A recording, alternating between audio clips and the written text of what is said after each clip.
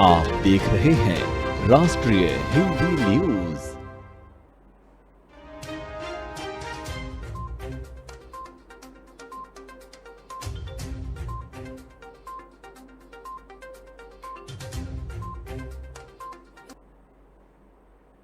नमस्कार, बहुत बहुत स्वागत है आपका राष्ट्रीय हिंदी न्यूज में और मेरा नाम वर्षा शर्मा। रुक करेंगे आज की खास खबरों का। अपनी ही पार्टी के नेताओं की बगावत की वजह से महाराष्ट्र के मुख्यमंत्री पद से इस्तीफा देने वाले उद्धव ठाकरे ने बागी विधायकों पर तीखा हमला बोला। मंगलवार को उद्धव ठाकरे ने कहा कि एकनाथ शिंदे ने उनकी पीठ में छुरा भोंका है।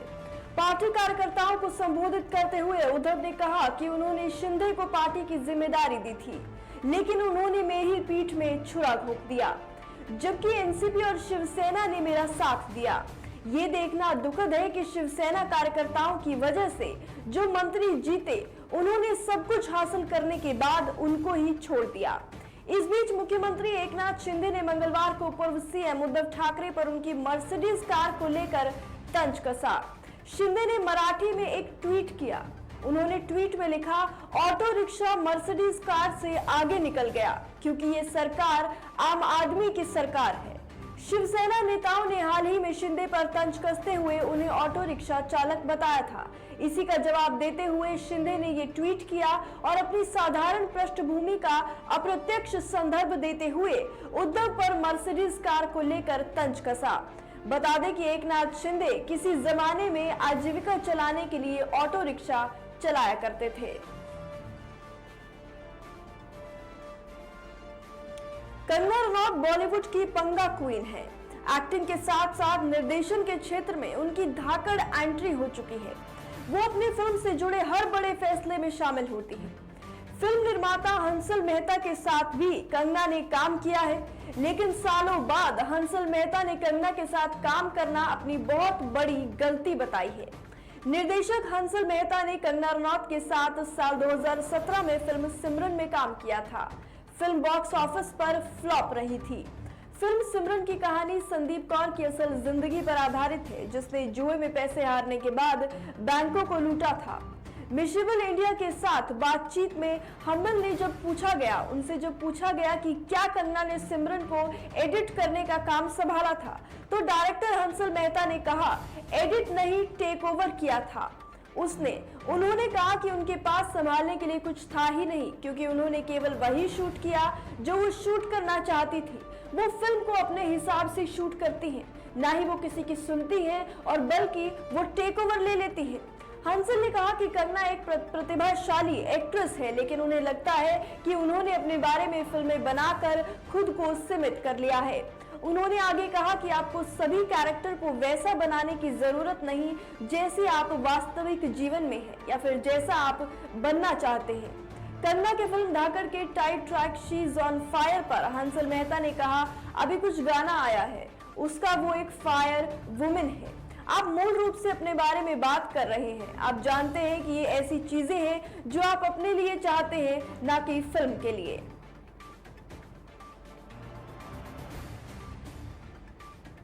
उदयपुर में टेलर कन्हैयालाल मर्डर केस में पकड़े गए आरोपी मोहम्मद मोहसिन को 12 जुलाई तक जांच एजेंसी एनआईए को रिमांड पर सौंप दिया गया है।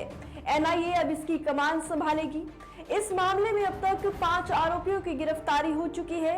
एनआईए मोहसिन से पूछताछ में जुटी है। आरोपी की कोर्ट में पेशी के दौरान 5 से ज्यादा थानों का पुलिस जाब्ता तैनात रहा।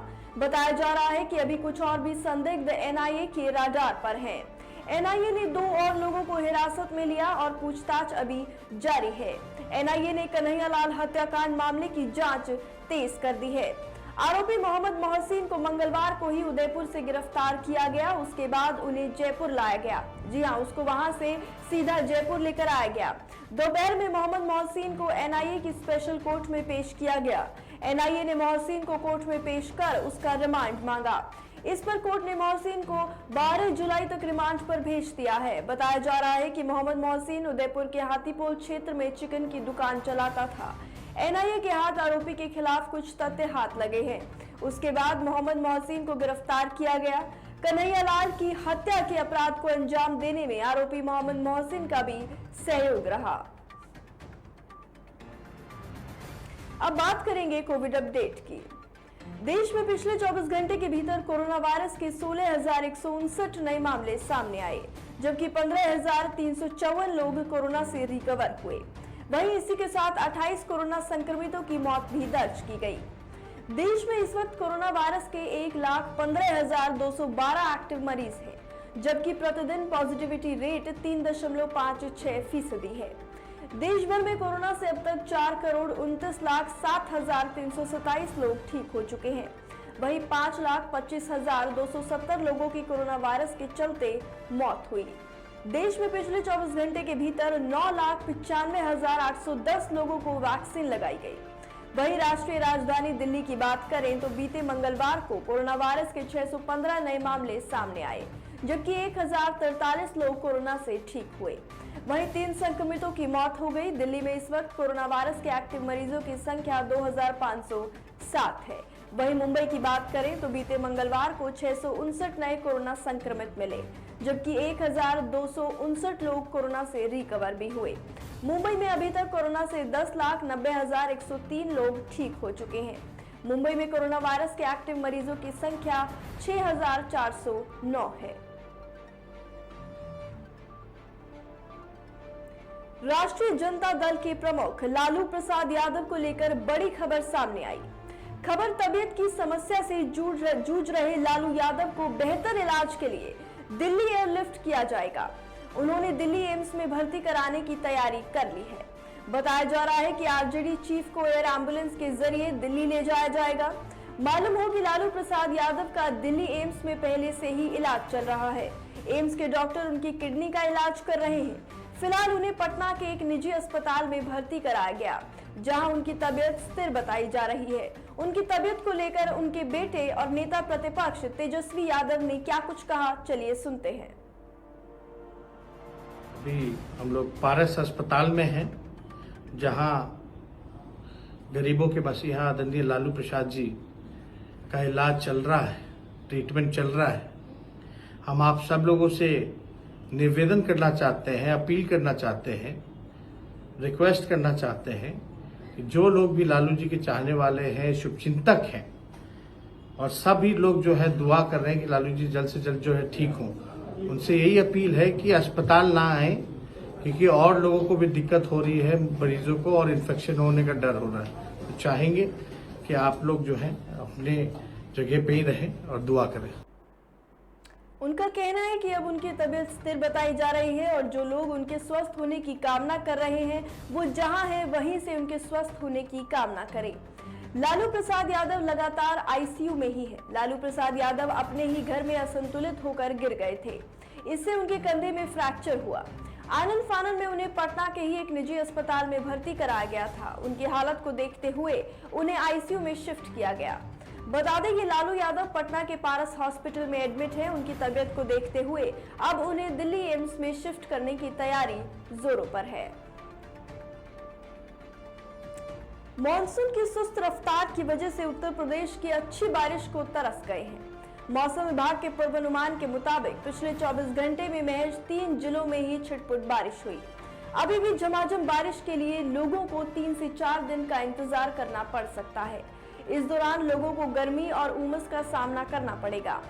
मौसम विभाग ने मानसूनी बारिश की जो नई डेट बताई है उसके मुताबिक 9 से 10 जुलाई से पहले ही अच्छी बारिश की संभावना कम है।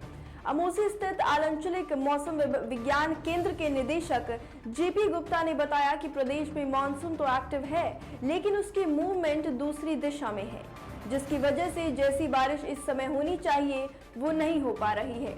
अनुमान इस वक्त तक अच्छी बारिश देखने को मिल सकती है, लेकिन मानसून के मध्य क्षेत्र से होकर गुजरने की वजह से ऐसा नहीं हो पा रहा। उन्होंने उम्मीद जताई है कि 9 से 10 जुलाई तक अच्छी बरसात हो सकती है।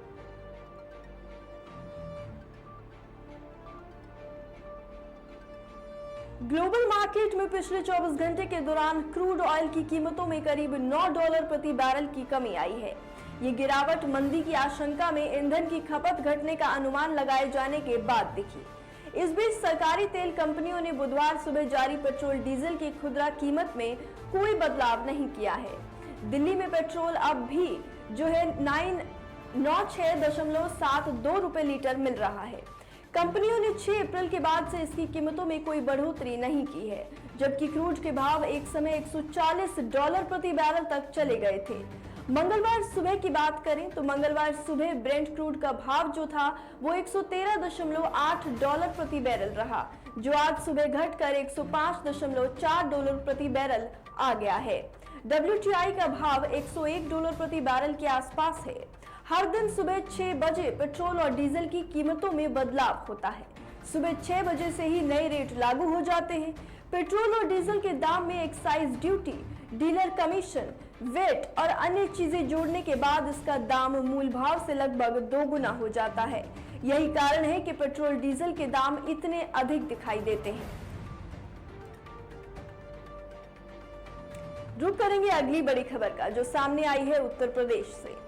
योगी सरकार की मिशन शक्ति योजना के 3 चरणों के नतीजे काफी शानदार रहे थे और इसका सीधा असर 2022 के विधानसभा चुनावों में वोटिंग पैटर्न पर पड़ा था, जहां महिलाओं ने लंबी लंबी कतारों में लगकर योगी आदित्यनाथ के सुशासन को वोट दिया था। मिशन शक्ति के बेहतरीन नतीजे देखने के बाद योगी आदित्यनाथ अपने दूसरे कार्यकाल के 100 दिन पूरे होने पर इसके चौथे चरण की शुरुआत करने जा रहे हैं। पिछले 3 चरणों में अपराध की घटना को रिपोर्ट करने पर सरकार का पूरा जोर था, मगर चौथे चरण में दोषियों को सजा दिलाने पर सरकार का पूरा फोकस रहा। इसके साथ ही उनके दूसरे कार्यकाल में योगी सरकार महिलाओं को आर्थिक रूप से स्वावलंबी बनाने पर काफी जोर दे रहे हैं। महिलाओं को सशक्त बनाने में जुटी योगी सरकार जल्द ही प्रदेश में विद्युत सखियों की भर्तियां करने जा रही है। अगले 3 महीने के भीतर 6,521 विद्युत सखियों की भर्ती की जाएगी।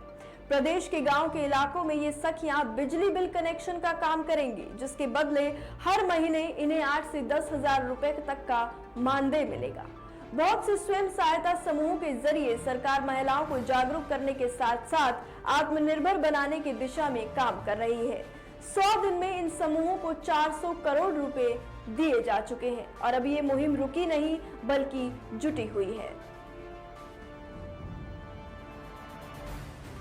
विदेश मंत्री एस जयशंकर ने मंगलवार को कहा कि सीमा पार आतंकवाद को सामान्य स्थिति के रूप में स्वीकार नहीं करने की प्रधानमंत्री नरेंद्र मोदी की प्रतिबद्धता ने वर्ष 2014 के बाद से भारत की पाकिस्तान नीति को आकार देने में मदद पहुंचाई। दिल्ली विश्वविद्यालय में एक समारोह को संबोधित करते हुए जयशंकर ने कहा कि विदेश में प्रधानमंत्री मोदी सर्वोत्कृष्ट भारतीय माने जाते हैं और उनकी कूटनीति को लेकर उनकी सहजता ने उन्हें दुनिया के देशों और उनके नेताओं के साथ संपर्क बनाने में मदद की। जयशंकर ने पुस्तक मोदी @B स्ट्रीम्स में डिलीवरी में अपने एक लिखे अध्याय को पढ़ा और कहा, जब मैं उनसे यानी कि जब मैं प्रधानमंत्री मोदी से वर्ष 2011 में चीन में मिला तब मैं राजदूत था। दूसरे मुख्यमंत्रियों के विपरीत उन्होंने खास तौर पर राजनीतिक ब्रीफिंग देने को कहा। उन्होंने कहा, मुझे उनका इस बात के महत्व को रेखांकित करना याद आता है कि आतंकवाद और संप्रभुता के मुद्दे पर हमें विदेश में खास तौर से चीन में एक स्वर में बोलने की जरूरत है। विदेश मंत्री ने कहा, जब आतंकवाद खास तौर पर इसकी सीमा पार प्रकृति की बात आती है तो मोदी पूरी तरह से स्पष्ट थे कि इसे सामान्य स्थिति नहीं बनने दिया जाएगा। इस प्रतिबद्धता ने वर्ष 2014 के बाद से हमारी पाकिस्तान नीति को आकार देने में मदद की। जयशंकर ने इस बात को रेखांकित किया कि विश्व मंच पर प्रधानमंत्री मोदी का कद बढ़ गया है क्योंकि उनकी नीतियां और जो पहल है उसका प्रभाव विदेश में पड़ रहा है। फिलहाल के लिए इतना ही। बाकी अपडेट्स के लिए बने रहिए राष्ट्रीय हिंदी न्यूज के साथ। जय हिंद।